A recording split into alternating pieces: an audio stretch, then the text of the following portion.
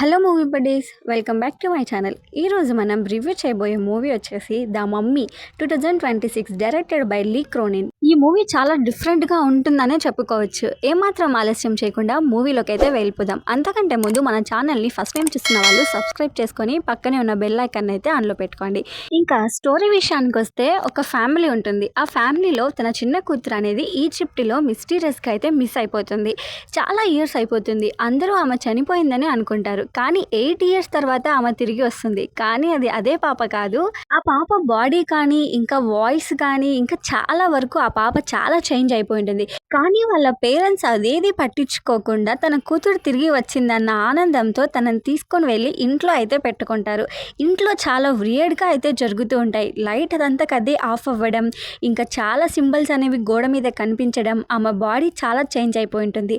ఇంకా ఈ మూవీలో ప్లస్ పాయింట్స్ వచ్చేసి విజువల్ చాలా రియలిస్టిక్గా ఉంటాయి. హర్రర్ లవర్స్కి అయితే గూస్ బంప్స్ అయితే కంపల్సరీ.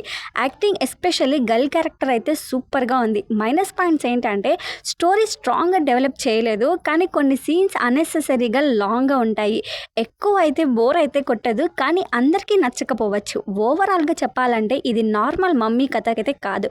అడ్వెంచర్ ఎక్స్పెక్ట్ చేస్తే డిసప్పాయింట్ అవుతారు. కానీ హర్రర్ డిస్టర్బింగ్ కంటెంట్ అంటే ఇష్టం ఉన్నవాళ్ళు ఒక్కసారి ట్రై చేయొచ్చు. చివరికి ఆ ఫ్యామిలీ ఆ పాపను కాపాడుకున్నారా లేదా, లేకపోతే ఆ మమ్మీ అనేది ఏం చేసింది, అసలు ఆ పాపలోకి అలా దయ్యం అనేది ఎలా దూరింది, 8 ఇయర్స్ తర్వాత మళ్ళీ రావడం ఏంటి, ఈ ప్రశ్నలన్నిటికీ సమాధానం తెలియాలంటే కంపల్సరీగా మూవీ అయితే చూడాల్సిందే. మీరు ఈ మూవీని చూసేసారా? ఒకవేళ చూసి ఉంటే కామెంట్ సెక్షన్లో మీకు ఎలా అనిపించిందో కామెంట్ అయితే చేసేసేయండి.